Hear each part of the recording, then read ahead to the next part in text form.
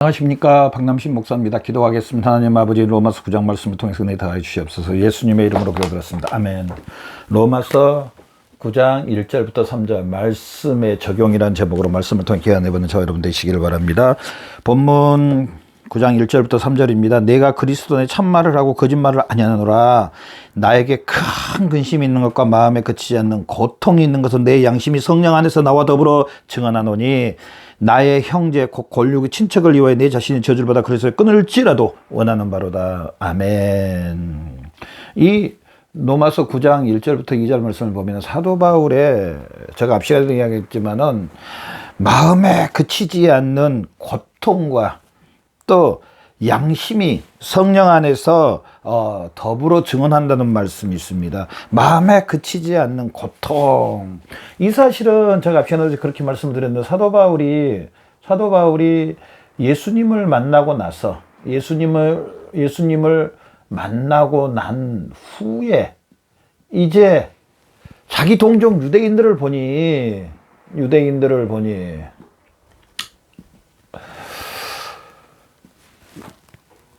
참 마음이 아픈 겁니다. 마음이 아픕니다. 마음에 고통이 있는 겁니다. 왜? 예수님이 아닌 것으로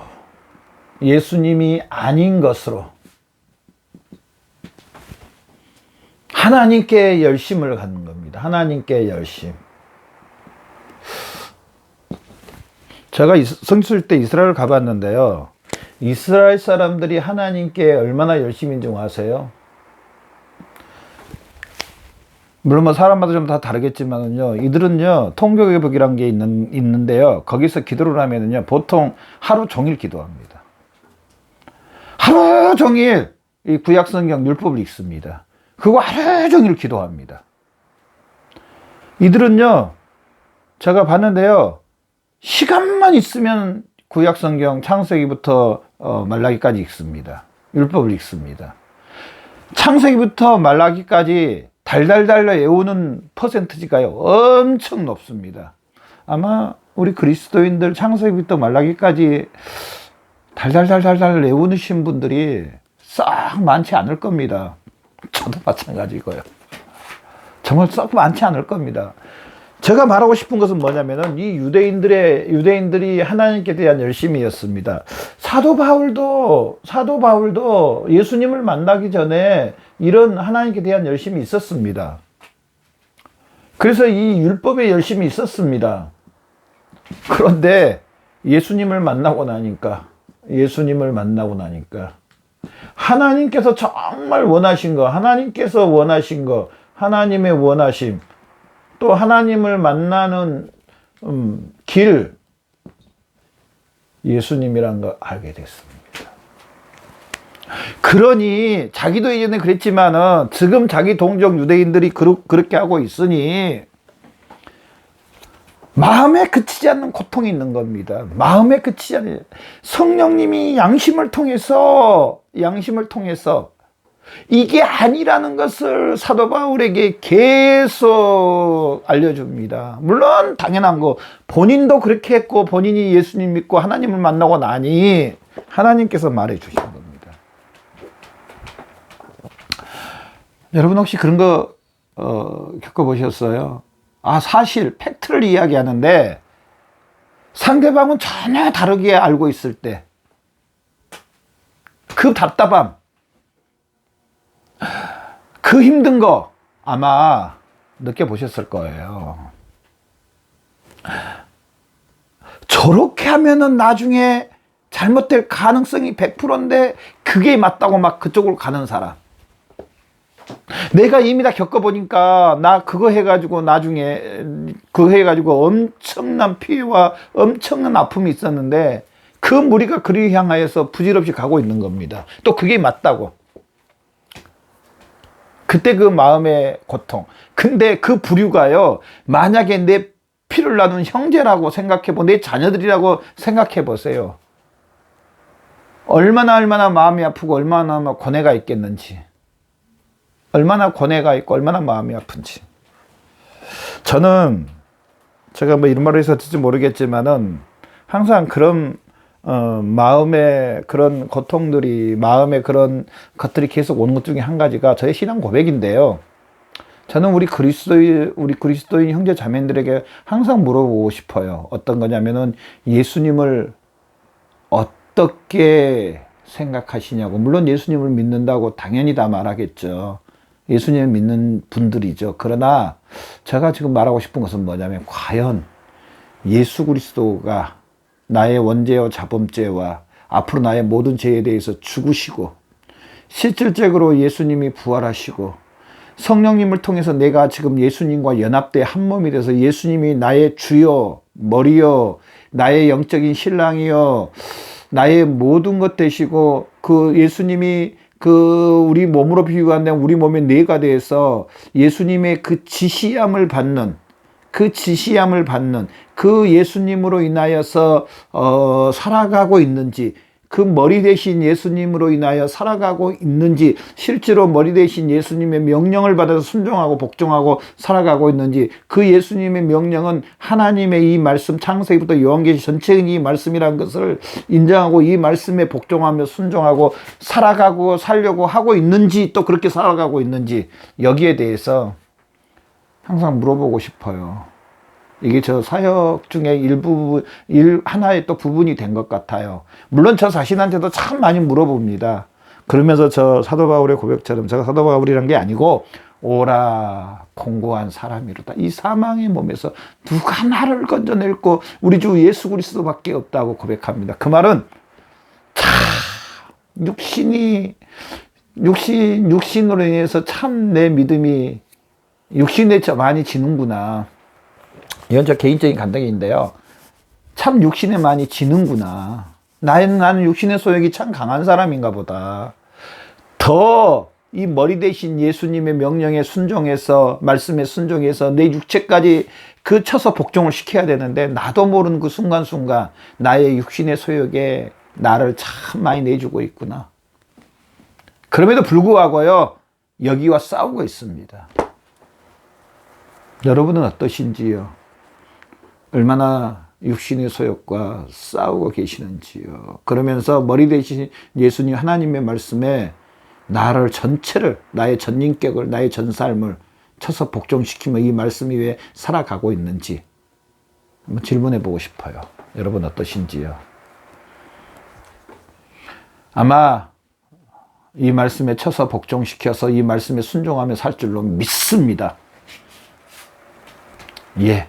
하나님께서 이 예수 그리스도 안에 있으면, 이렇게 살면 하늘의 복과 땅의 복을 주신대요. 예수 그리스도 안에서 하늘의 것과 땅의 것을 통일시키게 해주신대요.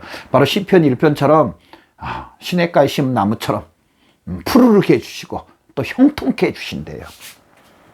이 예수 그리스도 안에 순종하며 살아가면. 그래서 사도 바울을 봐도 그렇고요, 저나 여러분을 봐도 그렇고요, 우리 그리스도인의 삶은요,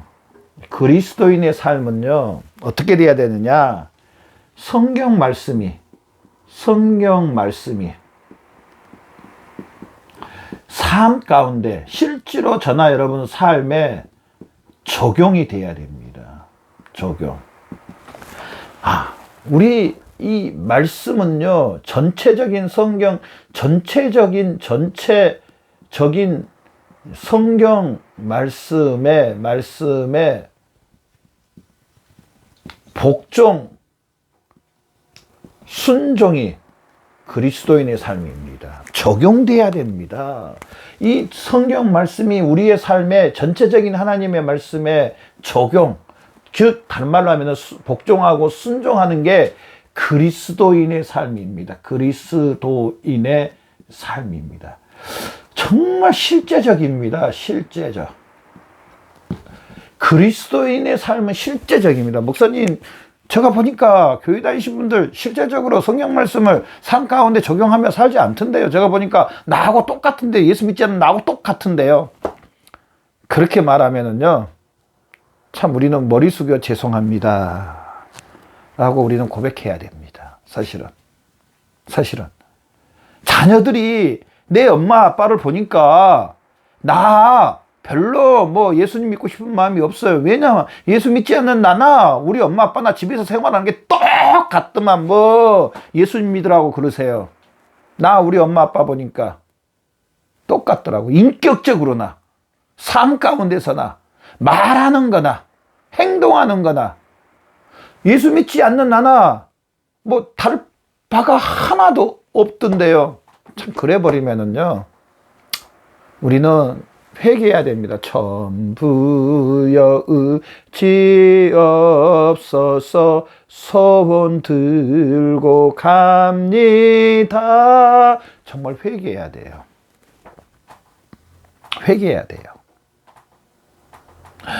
정말 그런 그리스도인을 그렇게 하면은요 우리는요 어떻게 보면은요 지식적인 주지적이라고 말해야 되는데 다른 말로 지식적인 지식 주지적인 그리스도인입니다. 즉 이 말은 뭐냐면은요 굉장히 거창하게 들릴지는 모르겠지만은 사실은 거창한 게 아니고요 마음이 아픈 겁니다. 그냥 알고만 듣고만 아니면은 좀 더 나가서 깨닫기만 하고 끝납니다. 마치 뭐 공부하듯이 성경 공부하고 그냥 공부하고 아는 걸만 끝나고 실제로 내 삶 가운데 내 전인격은 거기에 대해서 살지 않습니다. 그렇게. 이거는요 언제나 그래도 물론 알아야 되는 것은 분명합니다. 알아야 됩니다. 당연히 알아야 그렇게 살 수 있죠. 그렇지 않습니까? 모르고는 그렇게 살 수가 없습니다. 아는 거 좋습니다. 아는 거 참 아는 거 굿입니다. 정말. 알아야 말씀에 순종할 수가 있습니다. 근데 아는 것으로만 맞춰버리는 것은요. 모르는 거나 아는 거나 별 차이가 없다는 겁니다. 적용을 안 하면, 순종을 안 하면.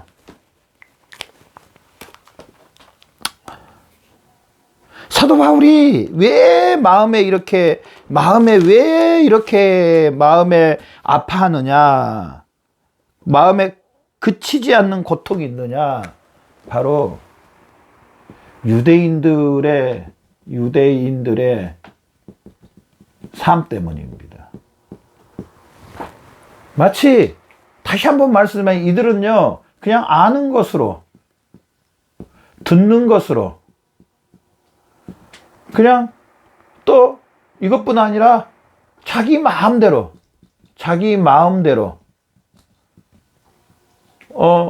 믿습니다. 다시 말하면 이 말을 다시 자기 마음대로 다시 말하면은요 하나님의 뜻대로가 아닌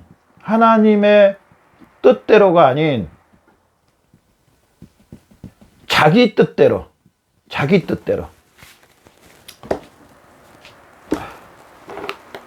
그냥 아는 것으로 듣는 것으로 끝입니다.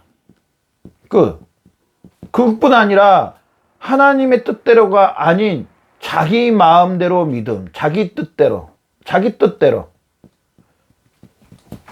열심히 공부를 했는데 그거와 똑같습니다. 시험 안 나오는 것에만 공부를 했습니다.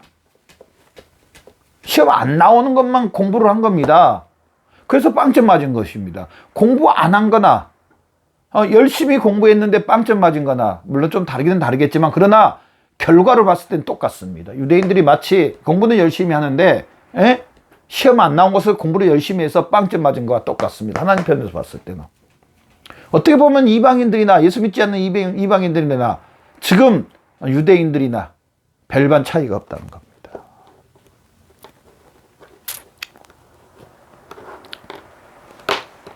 그래서 우리가 이 말씀을 통해서 분명히 이제 나누어서 몇 번만 더 오고 마칠 건데요. 알아야 될 것은요.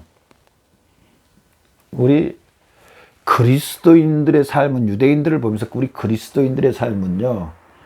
하나님의 뜻을 알아야 됩니다. 하나님의 첫 번째 구원의 방법을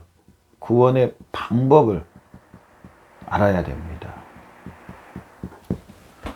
구원의 방법. 하나님께서 제정해 주십니다. 하나님께서 하나님의 백성들을 택하여 주시고 부르시고 의롭다 하시고 영화롭게 하신 하나님의 이 방법, 하나님께 운행하시는 이게 있습니다. 그런데 이놈의 고집센 사람들은 자기 방법을 끝까지 고집하는 사람들이 있습니다. 하나님하고 상관없이. 그러면서 그분들이 뭐라고 말한 줄 아세요? 나만큼만 열심히 해라. 그럼 하나님이 감동하실 것이다. 하나님이 나를 사랑하시고 더 큰 은혜를 주시고 더 큰 복을 주시고 난 천국에서 최고의 자리에 앉았을 것이다. 이렇게 말을 합니다. 그냥 자기 생각, 마치 유대인들이 자기 마음대로 이 성경을 해석하는 것처럼 하나님의 구원의 방법은요, 요한복음 말씀에 예수님이 길이요 진리요 생명이라는 겁니다. 예수님이 요한복음 1장 말씀처럼 예수님이 길이요 진리요 생명입니다. 누가? 바로 예수님이. 저나 여러분, 예수님이 길이요 진리요 생명인 것을 믿으시죠? 이 길 외에 다른 길이 없다는 것을 믿으시죠? 이 길 외에 하나님을 만나는 길이 없다는 것을 믿으시죠? 하나님과 화평된 길은 이 길밖에 없다는 것을 믿으시죠? 이게 구원의 방법이에요. 유대인들은 여기서 첫 번째 잘못했습니다. 유대인들의 전체적인 비극은 이게 비극입니다. 이게 복음이 어떻게 보면은요, 이들에게 가장 지금 큰 문제입니다. 하나님은 이 사실을 유대인들에게 여러 가지 방법으로 사실은 유대인들에게 구약 성경을 통해서 이 구원의 방법을 사실은 알려주셨습니다. 가장 가까이, 더 많이, 이방인들보다 더 많이 알려주심. 그런데도요, 이 자기 마음대로, 자기 열심으로, 인간적인 열심으로, 인간적인 그 메시아를 기다리는, 영적인 거하고 상관이 없는, 이렇게 많이 알려주셨는데, 참 이 영적인 것은요, 참 은혜입니다. 저나 여러분, 이 영상을 보는 저나 여러분, 우리 그리스도 형제 자매님들, 전 세계에 있는 우리 그리스도 형제 자매님들, 여러분은요, 왕 같은 제사장이에요. 거룩한 나라요. 하나님의 그 부르심을 받은 귀한 사람들입니다. 이 영적인 이 사실을 깨닫는 저나 여러분, 이 영상을 보는 저나 여러분, 우리 모든 그리스도 형제 자매님들, 사실은 복입니다. 정말 예수님을 내가 믿게 되고 이 예수 그리스도 통해서 하나님과 화목된 이 사실을 믿는 저나 여러분은 복 있는 사람들입니다. 사실 복 있는, 지금 환경이 어떻든지 간에 여러분은 복 받은 사람들입니다. 목사님, 내가 얼마나 어려운데 꼭 그런 말씀을 그렇게 자주 하셔야 되세요? 사람 염장지는 것도 아니고. 아닙니다. 형제 자매님들, 복 받으셨습니다. 이 유대인들에게 그렇게 말을 해줬는데도요, 그렇게 많이 알려줬는데도 육적인 방법으로 하나님 앞에 나가서 하나님과 아무 상관이 없는 유대인들을 보면서 저나 여러분은 복받은, 하나님의 특별 은총을 받은, 은혜를 받은 정말 귀하신 분들입니다. 아멘. 두 번째로 우리가 유대인들의 이 삶을 보면서요, 이 복음은 이 예수 그리스도를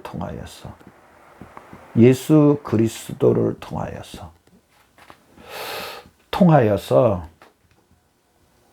하나님과 새로운 관계, 누구와? 하나님과 맺음.